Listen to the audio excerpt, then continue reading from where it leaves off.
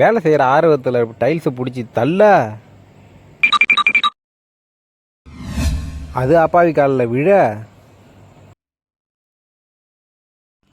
தொகுட ஹாஸ்பிட்டலுக்குன்னு தூக்கிட்டு போனாக்கா ப்ரைவேட் ஹாஸ்பிட்டலில் போயிட்டு நுழைஞ்ச உடனே காலை காமிச்சாக்கா பெத்த தாய் கூட இப்படி பதற மாட்டாங்க கைஸ்.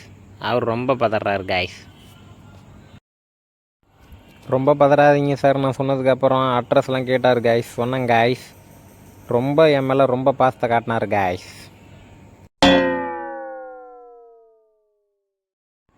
ஒரு வழியாக ஃபார்மை ஃபில் பண்ணிட்டார் கைஸ்.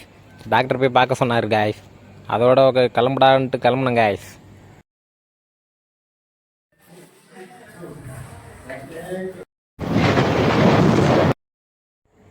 டாக்டர் சும்மா கோட்டு சூட்லாம் போட்டுக்கிட்டு சும்மா உயரமாக என்னை செக் பண்ணி படுக்க வச்சுட்டு பரபரப்புன்னு எல்லா ட்ரீட்மெண்ட்டும் பார்த்தார் கைஸ்.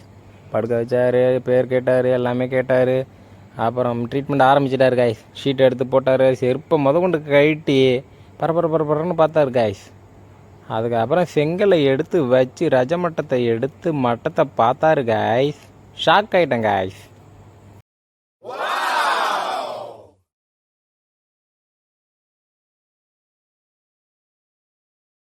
ரொம்ப ஆழமா இருக்குப்பா காயம். இதுக்கு கண்டிப்பா தையல் போட்டுதான். சரி, போட்டுடலாமா?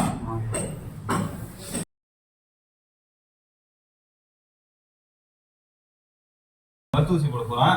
அப்பதான் அவங்களுக்கு தையல் போடும்போது எடுக்காது. சரி, போடலாம்.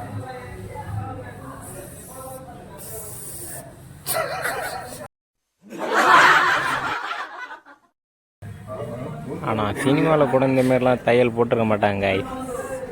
ஊசியை குத்தி அப்படியே ரொட்டேட் பண்ணுவார் பாருங்க காய். அதான் காய் டாக்டருங்கிறது.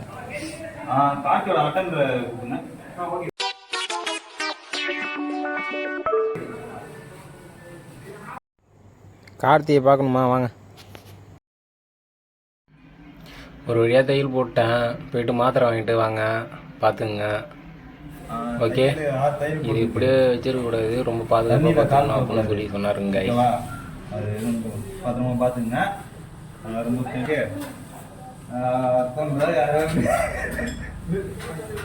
Doctor fees கட்டிடுங்க. 3000 ரூபா டாக்டர் ஃபீஸ் கட்டிடுங்க. கட்டிட்டு கூப்பிட்டு போயிடலாம். ஓலோ ஏதாவது புக் பண்ணணுமா? வேணாமா? சரி, வாங்க. ஆனால் ஹாஸ்பிட்டலுக்கு வந்ததுலேருந்து பார்க்குறேன், இவர் சேரே இல்லாமல் உட்காந்தே இருக்காரு காய்ஸ். எதுக்குன்னே தெரியல. அதுக்கு நின்றுட்டே போயிருக்கலாம். 3000 ரூபாய் பிடிங்கிட்டானே.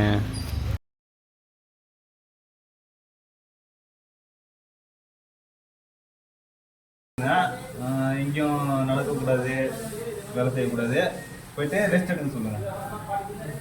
நீங்கள் ஆளை விட்றா அப்பா.